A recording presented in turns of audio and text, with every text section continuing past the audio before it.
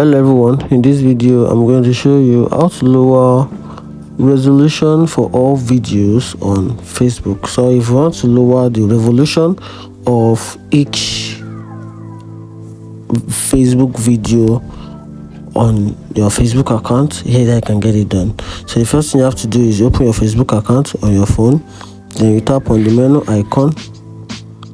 Then once you tap on it, then you tap on the settings, which is the gear button. So from there, just scroll down a little, then you tap on the media option. Is the media right here.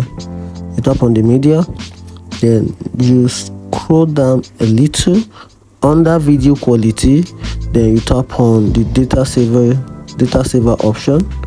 So with this option being turned on your Facebook account, you get to maximize the amount of data your Facebook account is consuming. At the same time, it's going to lower the resolution of each Facebook content, the video content that you watch on Facebook, and with that it reduces the data consumption. And that's it. If any video helpful, I can follow for more. Thank you.